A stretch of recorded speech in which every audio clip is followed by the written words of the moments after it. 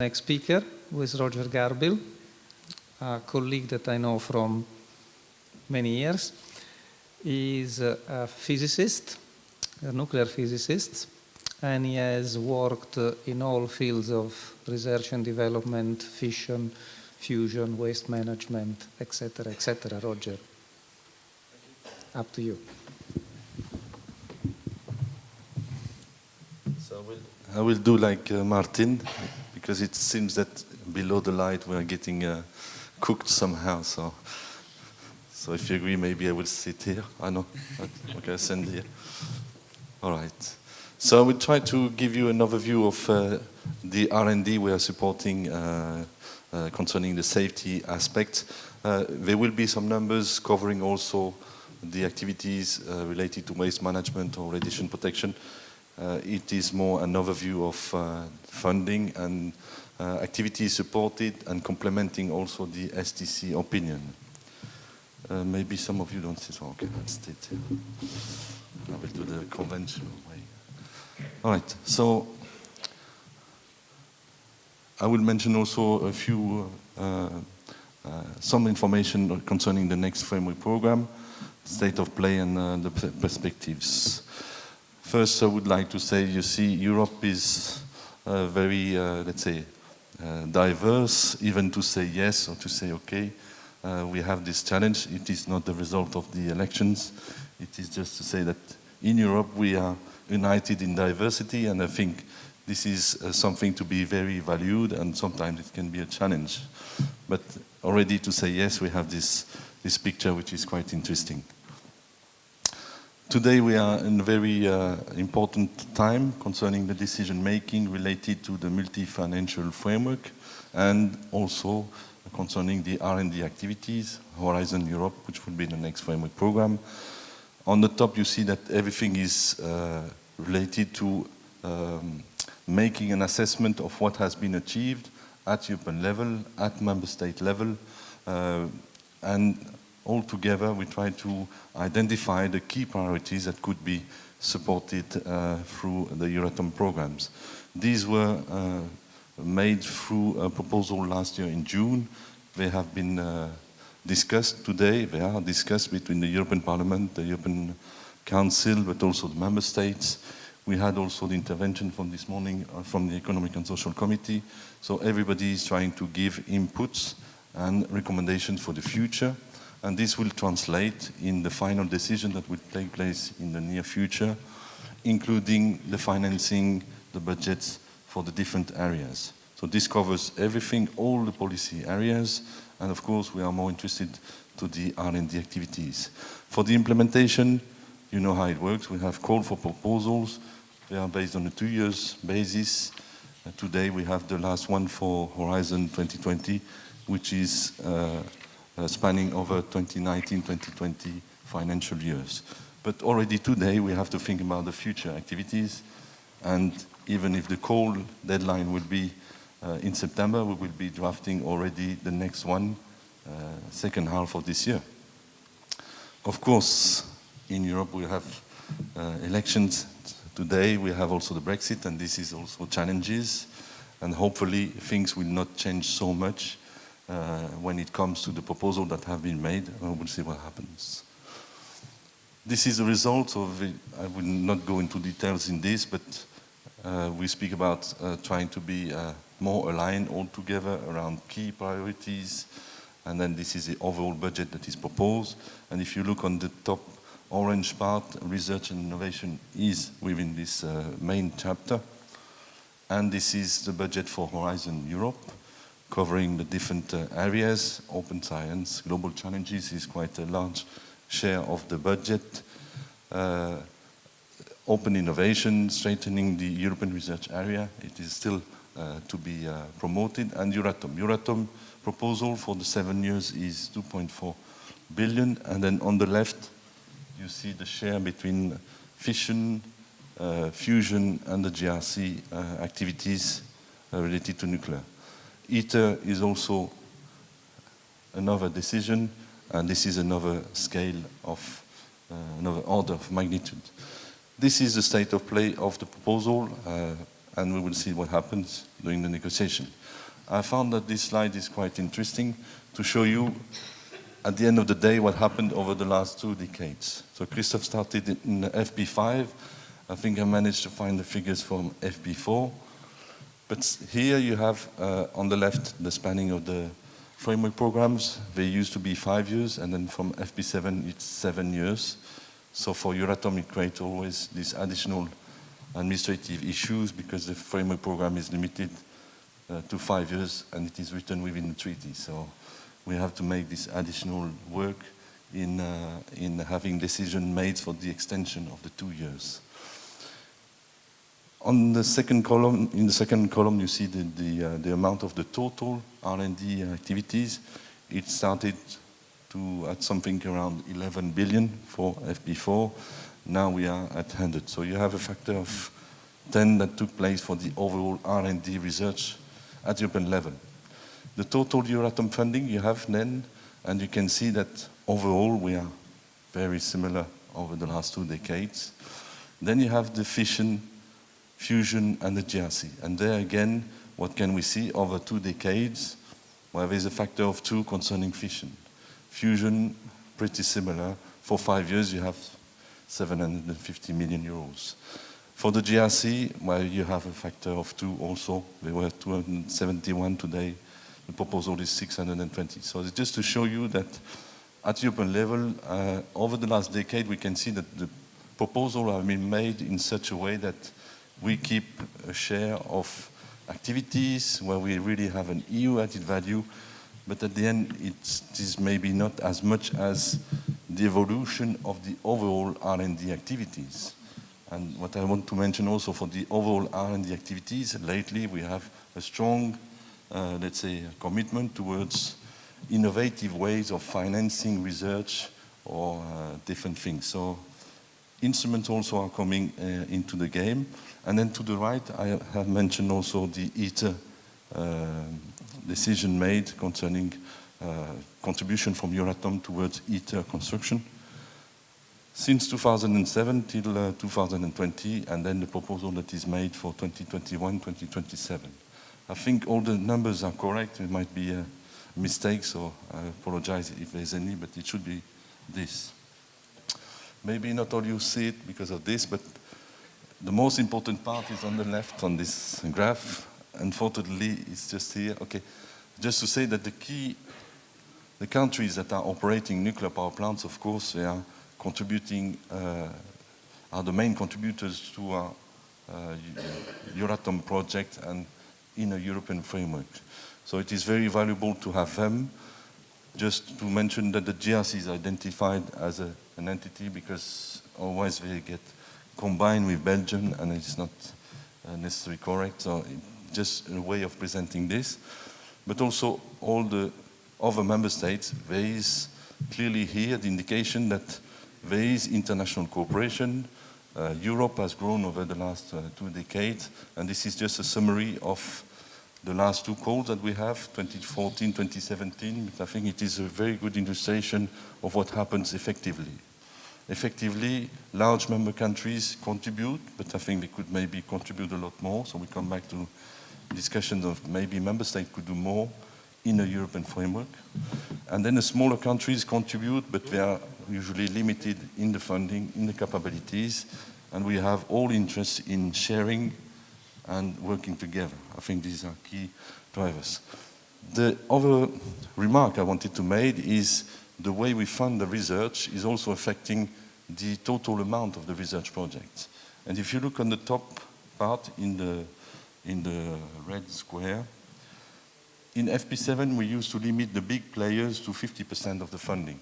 And this made it as overall for FP7, the Euratom contribution to the R&D activities was equivalent to 57% because the organization were asking usually 50% out of the 100% of the project costs that were identified in the framework of this project. With Horizon 2020, and because also of the financial crisis, the result is that these organizations, including the big players, were allowed to go up to 100%. So in fact, instead of increasing the total volume of the research activities at European level, somehow we have shrunk, because the equivalent today is more 92%. So out of the project that we fund, if we have 50 projects, then instead of doubling the amount, we fund almost 92% of these. So this is quite important to mention, that the funding rate is also affecting the quantity of work that will take place in a European framework. Overall, I think it was mentioned by Martin, the key areas are there. So geological disposal, reactor systems, existing installations, advanced nuclear systems, PNT and the closure of the fuel cycle, cross-cutting activities, material simulations, etc. Other applications, use of heat, for example, for district heating, or other applications related to heat, radiation protection, and then research infrastructures, training, mobility, etc. So these are, I would say, over the last 2 decades, more or less the same key topics. What we have seen also lately is mentioning again of decommissioning. I have indicated here in the top, but it can be in the reactor system. It's just to show on the slide. For radiation protection, we have the indication of non-power applications, but again, Martin mentioned it. Is it to be funded through Euratom? I would say yes, if it is to develop the fuels for the research reactors, for the production of radioisotopes. If it is to train the physicians in the hospital, I'm not sure that Euratom should be funding this. But we are here maybe to cooperate and do more. And then on the left, unfortunately, it's the most important part again. You have the share of the, let's say, the overall budget that took place. Something like 25% again is order of magnitude, because sometimes you can give evaluations much more accurate, but it can be interpreted differently. When we speak about reactor systems, I can assure you that 25% of it is going to existing aging of nuclear power plant, aging of materials, long-term operation. All this is clearly SNETP nuclear activities.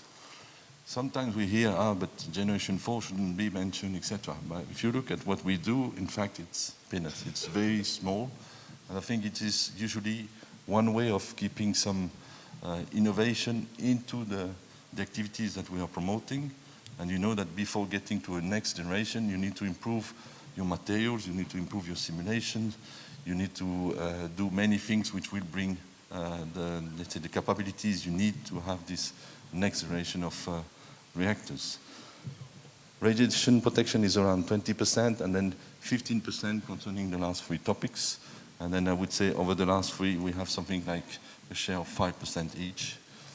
But overall, it's 50 million euros coming from the RTD budget, and the GRC is spending similar amount on a yearly basis by contributing within the RTD calls or in-kind contribution from the GRC activities as such. So overall, it's 100 million euros happening in a European context through the Euratom research project.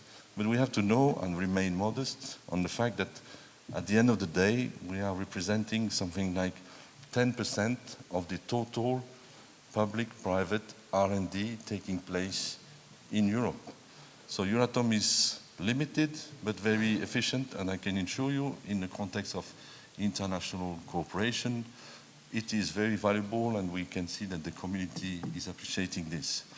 But today, one key message would be, if something has to happen, if it doesn't happen through Euratom and the budgets that are proposed, maybe member states could do more. Out of this 90% there, 50% is happening in France. So maybe we can send a message to France that maybe you could do more in a European context. It is your interest, but okay. So at the end of the day, this is a picture that can summarize everything. We are working on existing technologies and the evolution of the reactor systems. We try to promote also new initiatives, technology platforms, initiatives related to future systems. But we have also infrastructures. Jules Horowitz was mentioned, but there are also others, like the Alfred here, or that we are promoting one way or the other, or trying to support. Application in the field of radiation protection, reactors for the future, for medical radioisotopes, like Paris. Education and training is important. Fusion is there. ITER is clearly a priority for getting this construction completed and then operation of the ITER reactor. And then on the left, you had also the geological disposal and waste management. You know these figures, I don't invent anything. They are far from the Nuclear Illustrative Program that was published in 2017.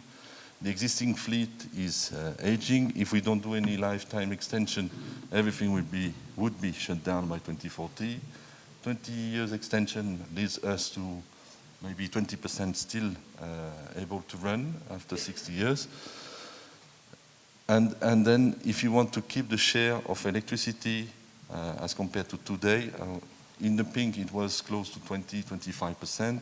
In the latest 2050 strategy, it is indicated 15%.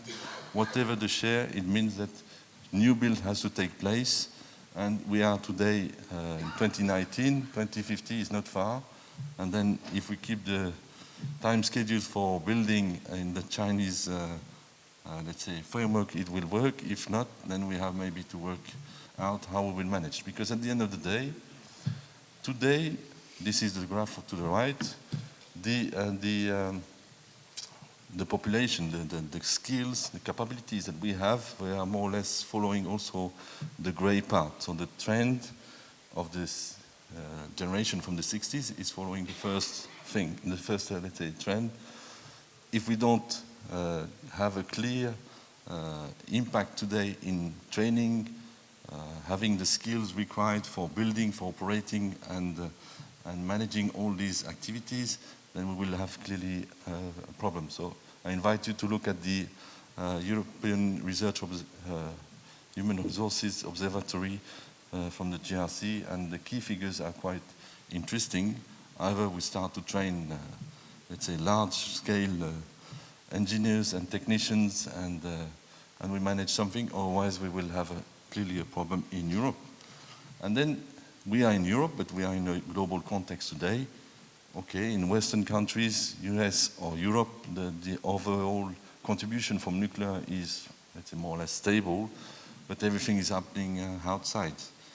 Look at Asia, look at India, South America, even our close neighbors are looking for nuclear. We speak about North African countries, they are looking also to build some nuclear. So we have to be aware of this. This is a dense slide, but I just wanted to mention that even though in Europe we have this European context, we try to also remain visible in a European context promoted in the framework of the SET plan. SET plan, at the end of the day, is promoting all the different technologies, solar, wind, etc., but also nuclear. Nuclear is one of the initiatives that is promoted from the beginning. And of course, to keep the picture in this framework is somehow challenging, but I think it's also simulating for the community to be challenged with the other energy colleagues promoting these technologies.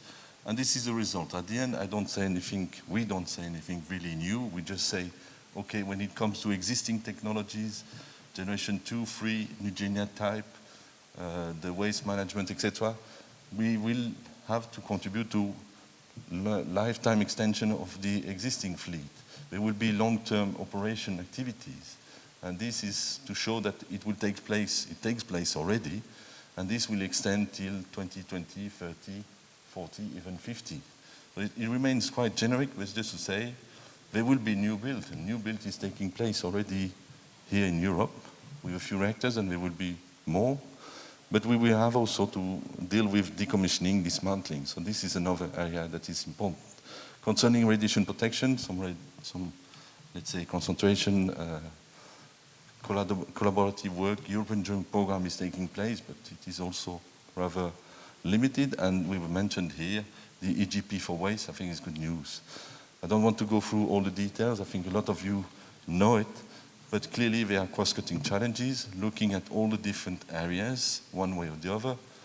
And this is how they were presented. At the end, 10 key actions, which are illustrated through all these aspects. I think the bottom one is still important also concerning all the aspects related to security, safeguards, licensing, code and standards. We try to have a more European approach, but we still have a lot to do in these fields.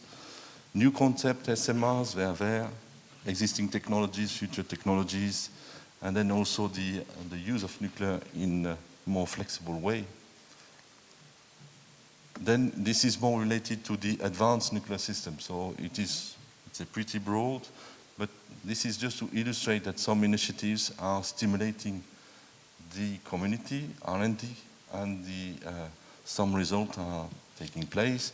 If I take, for example, the illustration of the second one, MIRA, today we have clearly an infrastructure that has been promoted in a Euratom framework, identified as an European strategic research infrastructure, S3 roadmap. Today the Belgian government has committed 558 million euros for supporting the construction of MIRA. And this is, I would say, looking at a multi-purpose facility which is covering different fields. So we can only agree in such. The last one here at the bottom is related to other applications of nuclear. Fusion is here, so I just left the animation, but you know it. ITER is the objective today. First plasma, I think it will be 2026.